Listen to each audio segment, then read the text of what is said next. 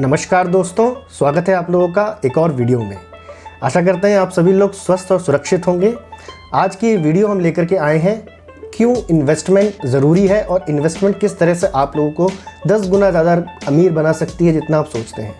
So investment क्या है, investment क्यों सभी के सभी अमीर लोग करते हैं, इन्वेस्टमेंट क्यों ज़रूरी है और इन्वेस्टमेंट कहाँ करना चाहिए, तो इन 4 सवालों का आज हम जवाब देंगे।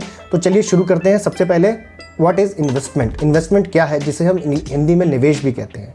सो हम किसी भी अपने एक्स्ट्रा पैसे को हम किसी एसेट को बाय करने के लिए लगाते हैं और उसके बाद उसे हायर रिटर्न में बेचते हैं।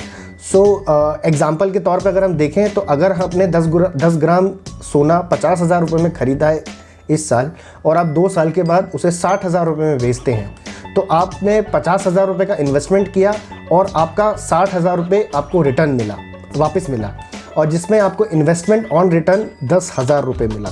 इसे कहते हैं रिटर्न। सो दोस्तों, अगर आप कोई गाड़ी या मोबाइल बाय करते हैं तो उसे कहते हैं इन्वेस्टमेंट इन डेप्रिशिएटिंग एसेट, यानी कि उसकी कीमत आने वाले टाइम पे घटती चली जाती है। और अगर आप कोई प्रॉपर्टी बाय करते हैं, गोल्ड बाय करते हैं या फिर स्टॉक किसी कंपनी के बाय करते हैं, उसे कहते हैं investing in appreciating assets. So guys, हम चलते हैं, बात करते हैं कितने टाइप के हमको रिटर्न मिलते हैं। सो एक होता है कैपिटल एप्रिसिएशन, यानी कि आपने 10 ग्राम गोल्ड खरीदा 50,000 रुपये में, आपने 60,000 में बेच दिया। सो आपकी current value minus purchase value, आपको जो बचा वो हो गया रिटर्न। दूसरी आती है इंटरेस्ट, जैसे कि हम बैंक एफडी में करते हैं, हमने पैसे जमा किए और उसके ऊपर हमको इंटरेस्ट मिलता है। तीसरा तरीका होता है डिविडेंड का। डिविडेंड में हम लोगों को कंपनी प्रॉफिट कमाती है और कंपनी को अपने प्रॉफिट में से हमको कुछ उसका पार्ट, उसका कुछ शेयर देती और उसे कहते हैं डिविडेंड। और चौथी आती है रेंट। अगर हम कोई प्रॉपर्टी बाय करते हैं और उसके ऊपर हमको रेंट मिलता है तो वो भी एक हमारी रिटर्न की कैटेगरी में आता है। तो मोटा मोटा ये 4 टाइप के रिटर्न्स हमको मिलते हैं। कुछ और भी रिटर्न्स हैं बट वो इतने इंपॉर्टेंट नहीं है, वो कहीं ना कहीं इसी के ऊपर ही डिपेंड करते हैं। सो आगे अगली स्लाइड पे चलते हैं। Why all rich person do investment. तो अगर आप लोगों ने रॉबर्ट बॉस्कनी की बुक पढ़ी होगी रिच डैड पुअर डैड, उन्होंने बोला है कि मेरे जो रिच डैड थे वो बचपन से स्टार्टिंग से ही इन्वेस्टमेंट करते आए थे। और इन्वेस्टमेंट करने के कारण क्या हुआ था, अगर वो कुछ कम टाइम काम करते थे लेकिन उनका पैसा उनके लिए काम करता था। सो अमीर लोग क्या होते हैं, अमीर लोग सभी लोग ये उनको पता होता है कि वो 8 से 12 घंटे ही मैक्सिमम काम कर सकते हैं। तो जो भी वो काम करते हैं वो अपने उस पैसे को इन्वेस्ट कर देते हैं ताकि आगे चल के उनका वो पैसा आगे उनके लिए काम करे और उनको रिटर्न निकाल करके दे। तो इसको एक एग्जांपल की तरह समझते हैं। मानिए आप 50,000 रुपये अर्न करते हैं और 40,000 उसमें से खर्च कर देते हैं महीने के एक्सपेंसेस में। तो जो बाकी बचे हुए आपके 10,000 होंगे, आपने उनको इन्वेस्ट कर दिया और कुछ दिनों के बाद वो इन्वेस्टमेंट आपकी एप्रिशिएट हो गई और उसमें आपको रिटर्न मिला और इस तरह से आपकी टोटल मंथली इनकम इंक्रीज़ हो गई। और जो आपने रिटर्न मिला आपको, आपने उसको और इन्वेस्ट कर दिया तो आपकी मंथली इनकम और बढ़ती चली गई। सो इस तरीके से ये जो अमीर लोग होते हैं उनकी ये सोच होती है। इस तरीके से वो और से और ज़्यादा अमीर बनते चले जाते हैं। वाई इन्वेस्टमेंट इज़ इम्पॉर्टेंट, ये बहुत ही ज़रूरी टॉपिक है। हमको इन्वेस्टमेंट क्यों करनी चाहिए? तो इसका एक सिंपल रीज़न है मुद्रास्फीति, या जिसे हम इन्फ्लेशन भी कहते हैं। सो इन्फ्लेशन क्या होता है दोस्तों, इस पिक्चर से आपको समझ में आ जाएगा। अगर 1970 में 25 सेंट में अगर एक कॉफ़ी मिलती थी तो 2019 में वो 1.6 सेंट हो गई। सो एक्चुअली क्या हुआ, कॉफ़ी वही रही लेकिन उसके दाम बढ़ते चले गए। और इसका कारण क्या हुआ, क्योंकि महंगाई बढ़ती चली गई। एक और एग्जांपल पे समझे, अगर हमने 1 लीटर पेट्रोल हम सन 2000 में खरीदते थे तो 26 रुपये का आता था। आज 2020 में वो 80 रुपये का आता है। तो उसका एक लॉजिक, उसका एक कारण ये भी है कि उसके ऊपर महंगाई बढ़ती चली गई और अब हमारे जो रुपए की जो वैल्यू है वो कम होती चली गई। होता क्या है दोस्तों, कॉफ़ी तो वही है, पेट्रोल तो वही है, पर हमारे जो रुपए की जो कीमत है, जो उसकी जो वैल्यू है, वो धीरे धीरे घटती चली जाती है, जिसे कहते हैं इन्फ्लेशन। सो इसको एक और एग्जांपल की तरह समझते हैं। चलिए, अगर मानिए आपके पास 100 रुपये हैं और आप आज एक दाल 100 रुपये किलो की एक अरहर की दाल आती है, तो अगर आप उसको 1 साल के बाद खरीदने जाएं तो अगर आप 10% या 8% मांगे तो आपको 108 रुपये या 110 रुपये की वो दाल लेनी पड़ेगी। सो हुआ क्या, आपके 100 रुपये अगर आपके पास उस 1 साल में रह गए तो 100 रुपये की वैल्यू आपकी कम हो गई और वो और अब आपको जो 100 रुपये की चीज़ मिलती थी वो 108 या 110 रुपये में मिलेगी। सो इसे कहते हैं मनी डेप्रिसिएशन, और मनी डेप्रिशिएट हमारा होता रहता है, आने वाले टाइम में भी होता रहेगा। और इसीलिए इसको कम करने के लिए हम क्या करते हैं, अगर हम ये 100 रुपये जो आपके बचे हुए 100 रुपये हैं, अगर आप इसको इन्वेस्ट कर देते हैं और आपको 10% रिटर्न मिलता है, तो आपके वो 1 साल के बाद 100 रुपये 110 रुपये हो जाएंगे।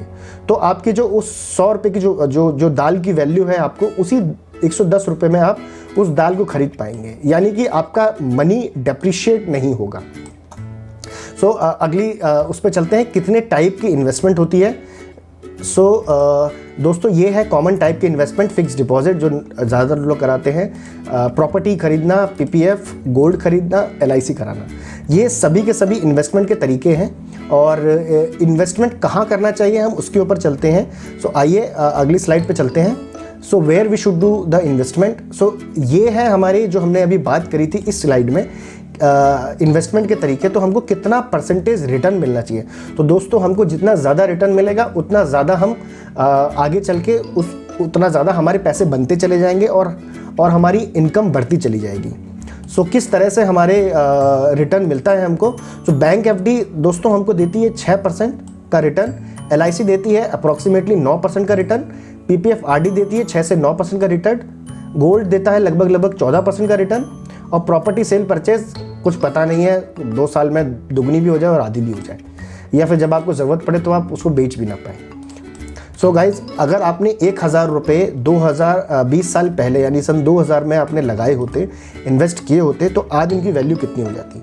अगर आप 1000 रुपये की 20 साल तक इन्वेस्टमेंट करते और 20 साल तक उसके ऊपर रिटर्न मिलता, तो आपके 1000 रुपये 2400 रुपये हो जाते। एलआईसी अगर आप कराते 1000 रुपये से तो आपके 3870 रुपये हो जाते। और अगर आप गोल्ड खरीदते तो आपके 5660 रुपये हो जाते। जी हाँ दोस्तों, 1000 रुपये आपके 20 साल में 5660 रुपये हो जाते।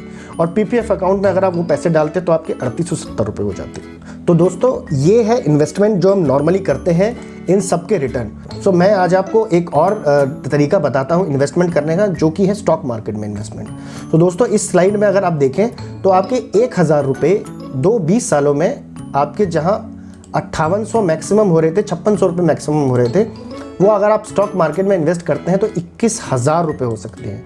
और दोस्तों ये 21,000 रुपये सिर्फ और सिर्फ 14-15% की मैंने एवरेज ली है। जबकि अगर आप ये पूरी चार्ट देखें तो पिछले 80 साल में एवरेज रिटर्न स्टॉक मार्केट ने 25% का दिया है, जो कि अपने आप में गोल्ड और किसी भी तरीके के रिटर्न से कहीं ज़्यादा बेटर है। और अगर आप बहुत अच्छे स्टॉक चूज़ करके अगर आप उनमें इन्वेस्ट करते हैं तो आपके पैसे और भी कई ज़्यादा गुना हो जाते हैं, जो कि हम अगली स्लाइड में देखेंगे। So what would be your 100 rupees in 2010, यानी कि 10 साल पहले अगर आपने मात्र 100 रुपये इन कंपनियों में लगाए होते तो आज आपके कितने हो गए होते। तो बजाज फाइनेंस ने आपके 9600 रुपये कर दिए, यानी कि 96 गुना कर दिए 10 सालों में।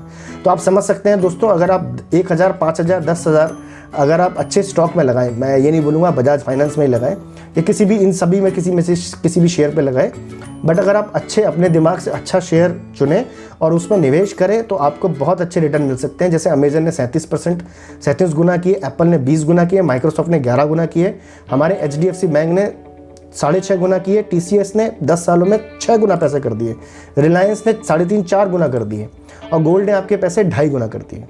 सो दोस्तों बैंक एफडी आपको अगर आप करते हैं 10 साल में तो आपके 170 रुपये ही बनते, लेकिन आपके अगर आप स्टॉक मार्केट में इन्वेस्ट करते तो आपके स्काई इज़ द लिमिट, मैं ये कहूँगा। सो स्टॉक मार्केट में करना क्यों ज़रूरी है दोस्तों, आइए हम अगली स्लाइड पे चलते हैं।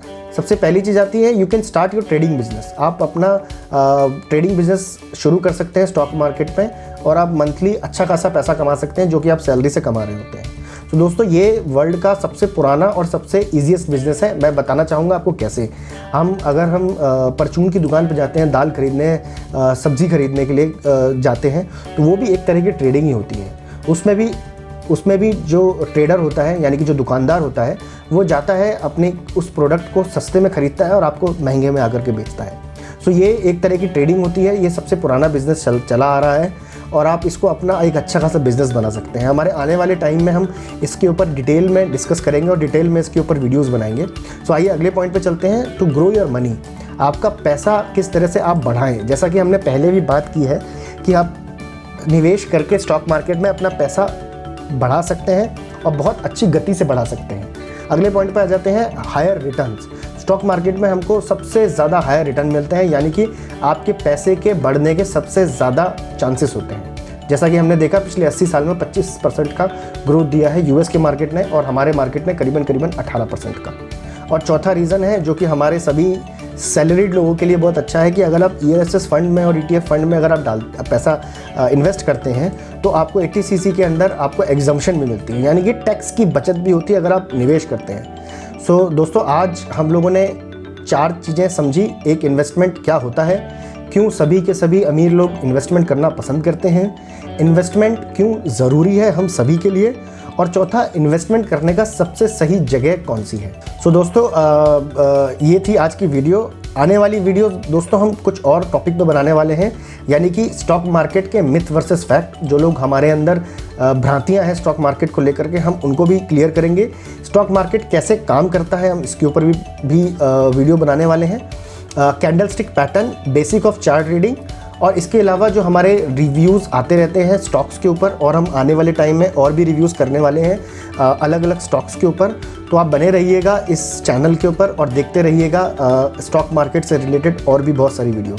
आपका बहुत बहुत धन्यवाद इस वीडियो को देखने के लिए। Good bye, God bless you.